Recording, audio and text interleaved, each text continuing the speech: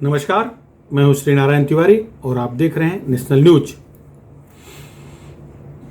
प्रधानमंत्री नरेंद्र मोदी के dream project, वह कानून जिसे उन्हें आज नहीं कल लाना ही लाना है, उस कानून के बनने से पहले ही दिल्ली हाई कोर्ट ने एक ऐसा निर्देश दिया, एक ऐसा फैसला सुनाया है जो कि बीजेपी या केंद्र सरकार के लिए या उन सभी राज्य सरकारों के लिए मार्गदर्शक का काम करेंगी जो यूनिफॉर्म सिविल कोड के पक्ष में है। भारतीय जनता पार्टी के राजनीतिक एजेंडे में यूनिफॉर्म सिविल कोड बहुत अहम मुद्दा है। उस पर उन्हें अमल करना ही करना है। इस कानून को उन्हें बनाना ही बनाना है और देश में कड़ाई से लागू करना है। बड़े आश्चर्य की बात है, देश एक, कानून अनेक। हिंदुओं के लिए अलग कानून, मुसलमानों के लिए अलग कानून, हिंदुओं में भी कुछ जातियों के लिए अलग कानून। ये फिर न्यायपालिका किस तरह से फैसला दे? न्यायपालिका कभी कभी मजबूर हो जाती है। जब अंतर जातीय, अंतर धार्मिक विवाह होते हैं, उन मुद्दों पर, उन मामलों को लेकर जब तलाक का केस न्यायालय के पास आता है तो न्यायालय के हाथ बच जाते हैं। समझिए, अंतर जातीय विवाह है, अगर पुरुष मुस्लिम है तो वो 3 शादियां कर सकता है, 4 शादियां कर सकता है, 40 बच्चे पैदा कर सकता है। अगर उनका 3 तलाक हो गया, सरकार ने रोक दिया है 3 तलाक एक साथ देने का, लेकिन नियमानुसार तो मामला जो फैसला होगा कोर्ट के आदेश पर होगा। कोर्ट में जाएगा तो कह सकता है कि मेरे कानून के हिसाब से हम तलाक ले लिए हैं। महिला अगर हिंदू है तो लावारिस हो गई, उसको कोई संरक्षण नहीं मिलेगा। ये स्थिति तो हो गई अंतर धार्मिक मुद्दे में। महिला पर रोड छाप हो गई, कोई नहीं उसके आगे पीछे रह गया। अभी न्यायालय का संरक्षण भी मुश्किल हो गया, क्योंकि वो अपना शरिया कानून ला खड़ा कर देंगे। हिंदुओं में भी जो एक मुद्दा जो सामने आया है, जिसमें हम चर्चा करने जा रहे हैं कि अगर 2 जातियों के बीच शादी होती है, पुरुष किसी अन्य जाति का है और महिला किसी पिछड़े वर्ग के किसी जनजाति से संबंधित है, तो उसके जनजातियों का जो प्रथा होगा तलाक का, या उस जनजातियों में जो प्रथा होगी शादी की, तो वो कानून उस महिला का लगेगा तलाक केस में या पुरुष का लगेगा। पुरुष तो भारतीय हिंदू मैरिज एक्ट के तहत ही न्याय पाने की कोशिश करेगा, या उसको न्याय हिंदू मैरिज एक्ट के तहत ही मिलेगा। यदि महिला जनजाति किसी SC/ST किसी और जाति की है, तो वो अगर वहाँ कोई अलग से प्रोविज़न होगा तो वो अपने प्रोविज़न को ला करके फैसला चाहेगी, तो हो गया अंतरकलह। अब हम जो चर्चा करने जा रहे हैं वो मुद्दा है दिल्ली हाई कोर्ट का। दिल्ली हाई कोर्ट ने आज भारत सरकार को निर्देश दिया है कि वो यूनिफॉर्म सिविल कोड लाएं। शादी में, तलाक में यूनिफॉर्म सिविल कोड आवश्यक है। वैसे ये भारतीय जनता पार्टी के एजेंडे में है, मोदी के एजेंडे में ये है, लाना ही है, जो होगा सो होगा, क्योंकि एक देश में एक कानून। भारत जो है संविधान निर्माता डॉक्टर बाबा साहब अंबेडकर के बनाए हुए संविधान के तहत ही चलेगा। कोई शरिया कानून यहाँ नहीं लागू हो सकता। यहाँ केवल संविधान लागू होगा तो डॉक्टर भीमराव अंबेडकर का ही संविधान लागू होगा। उसके तहत सबको ही कवर किया जाएगा, कवर किया जाना चाहिए था। 70 साल तक जो सरकारें राज की हैं, ये उनकी अयोग्यता है कि वो नहीं कर पाए। अब दिल्ली कोर्ट ने एक तलाक के मुद्दे पर फैसला देते समय कहा है, जस्टिस प्रतिभा यम सिंह के शब्दों में, हम उन्हीं शब्दों में बात कर लेते हैं कि आज का हिंदुस्तान धर्म जाति कम्युनिटी से ऊपर है, उठ चुका है। आधुनिक भारत में धर्म जाति की बाधाएं तेजी से टूट रही हैं। तेजी से हो रहे इस बदलाव की वजह से अंतर धार्मिक और अंतर जाति विवाह या फिर विच्छेद यानी कि डाइवर्स में दिक्कतें भी आ रही हैं। शादी हो रही है तो तलाक भी हो रहा है, और उसमें कानूनन अड़चन की वजह से दिक्कतें आ रही हैं, ऐसा न्यायाधीश जस्टिस प्रतिभा यम सिंह कह रही हैं। उनके ही शब्दों में, आज की युवा पीढ़ी को इन दिक्कतों से जूझना न पड़े, इस लिहाज से देश में यूनिफॉर्म सिविल कोड लागू होना चाहिए। आर्टिकल 44 में यूनिफॉर्म सिविल कोड की जो उम्मीद जताई गई थी अब उसे केवल उम्मीद नहीं रहना चाहिए, बल्कि उसे हकीकत में बदल देना चाहिए, जस्टिस कह रहे हैं। और उन्होंने फैसला देते समय कहा है अपने विभाग को कहा है कि इस चीज को सरकार तक पहुंचाओ जिससे वो जो यूनिफॉर्म सिविल कोड पर काम करें, जल्दी बनाएं। अब हुआ ये था इस मामले में, एक महिला, एक विशेष पिछड़े वर्ग, एक राजस्थान की एक विशेष जात की महिला का अपर कास्ट के एक पुरुष के साथ एक लव मैरिज हुआ। कुछ दिन तक मामला चला और तलाक की स्थिति बनी। तो जो फैमिली कोर्ट है उसमें मामला गया। फैमिली कोर्ट में पति मुकदमा दायर किया कि उसे तलाक चाहिए, हिंदू मैरिज एक्ट के तहत उसे तलाक दे दिया जाए। वहां पर उस महिला ने अपने जाति का हवाला देते हुए कहा कि उसके जाति के हिसाब से तलाक नहीं हो सकता और वो मामला और इसलिए तलाक न दिया जाए। इसको लेकर के पुरुष हाई कोर्ट पहुंच गया। हाई कोर्ट ने सारी जीरा सुना, सब कुछ देखा, तो इसको एक्सेप्ट कर लिया। एक्सेप्ट कर लिया मतलब जो पति ने तर्क दिया है उस तर्क में दम है, हिंदू मैरिज एक्ट के तहत ही तलाक होगा। लेकिन जब दूसरा पक्ष, महिला पक्ष ने जो तर्क दिया, वह देखने के बाद जस्टिस प्रतिभा सिंह भी कंफ्यूज हो गई।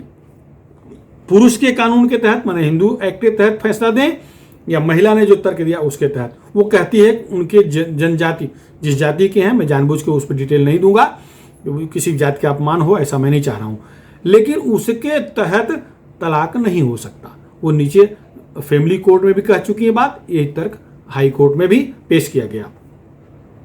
हाई कोर्ट ने सीधा सरकार को कहा, कानून मंत्रालय को कहा है कि आप इस पर फैसला लें, कानून बनाएं। एक आदेश, एक न्यायालय एक तरह का आदेश देगा।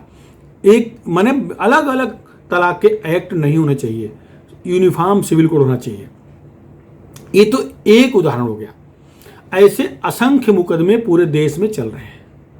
सबसे सर्वाधिक तो तकलीफ मुस्लिम वर्ग के उन लड़कों द्वारा तकलीफ पैदा की गई है जो हिंदू लड़कियों को बहला फुसला करके शादी कर रहे हैं, निकाह कर ले रहे हैं और फिर 3 तलाक बोल के छोड़ दे रहे हैं।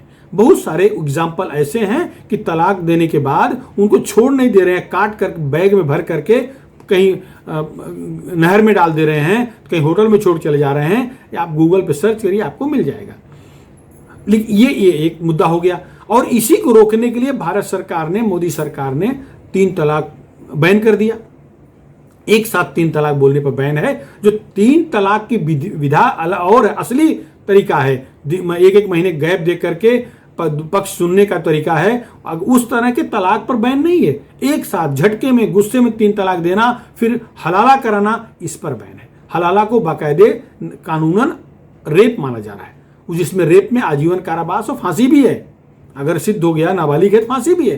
तो इस तरह के सरकार का जिस तरह का रूल सबके लिए है, बहुसंख्यक के लिए वही नियम अल्पसंख्यक के लिए होना चाहिए। अल्पसंख्यक मतलब अपराध अलग है, बहुसंख्यक अपराध अलग है, ऐसा नहीं होना चाहिए। ऐसा होना भी नहीं चाहिए, संविधान ऐसी इजाजत नहीं देता और होने भी नहीं पाएगा। अब देखिए, ये उत्तर प्रदेश सरकार ने 3 तलाक पर कड़ाई से काम शुरू किया, जनसंख्या पर भी काम शुरू है और एटलीस्ट जो लव जिहाद का मामला है उसको लेकर के बहुत सारी राज्य सरकारें परेशान हैं। उत्तर प्रदेश कानून बन गया है, मध्य प्रदेश कानून बन गया है। भाजपा शासित सारे राज्यों में लव जिहाद को रोकने के लिए कठोर कदम उठाए जा रहे हैं। वो ठीक है, वामपंथियों के यहाँ जब तक उनकी बेटी, उनकी बहन, उनकी बहू नहीं भागती तब तक वो चिंता ही नहीं करते। पड़ोसी गए ठीक है, अपने तक आने तक इंतजार करते हैं, लेकिन वहां भी वो भी त्रस्त हैं। केरल में सबसे पहले लव जिहाद का मामला निकला था। केरल में ईसाई लड़कियों को फुसला करके मुस्लिम लड़के लव जिहाद कर रहे थे बड़ी संख्या में, और 10 साल पहले ये मुद्दा आया। केरल हाई कोर्ट ने इस पर बहुत कड़क टिप्पणी की है। तो ये मामला केरल, ईसाई बनाम मुस्लिम, वहां बड़ी संख्या में झगड़े होते हैं और लव जिहाद जबरदस्ती लड़कियों को उठा ले जाना, शादी करना केरल में बड़े पैमाने पर हो रहा है। देश भर हो रहा है, लेकिन जहां जहां भाजपा शासित सरकारें हैं वहां ठुकाई ठीक सो रही है, इसलिए वहां ये थोड़ा अंकुश में आया है। छिटपुट घटनाओं को छोड़ दिया जाए तो वहां नियंत्रण में है। लेकिन वामपंथी शासित राज्यों में, कांग्रेस शासित राज्यों में या कांग्रेस के सहयोग से जो सरकारें चल रही हैं उन राज्यों में ये धड़ल्ले से हो रहा है और कोई रोक नहीं है। पुलिस वाले कदम उठाने जाते, सरकार उन्हें दंडित कर दे रही है। एक लव जिहाद इशू है और यूनिफॉर्म सिविल कोड एक इशू है।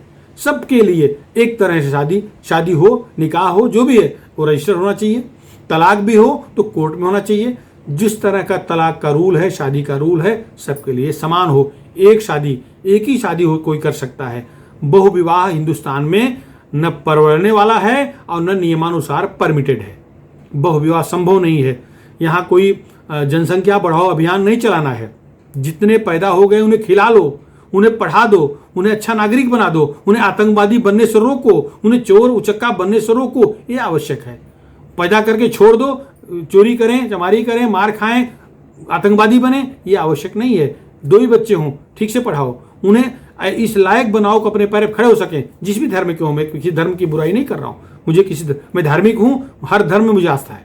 हर आदमी अपने अपने आस्था के मुताबिक अपने भगवान की, अपने अल्लाह की, अपने हनुमान जी की, अपने भगवान श्री राम की पूजा करे। वो ये उसकी पूजा पद्धति से लेकर किसी को विरोध नहीं होना चाहिए, लेकिन वो दूसरे के यहाँ ताक झांक न करे, दूसरे के धर्म की बुराई न करे।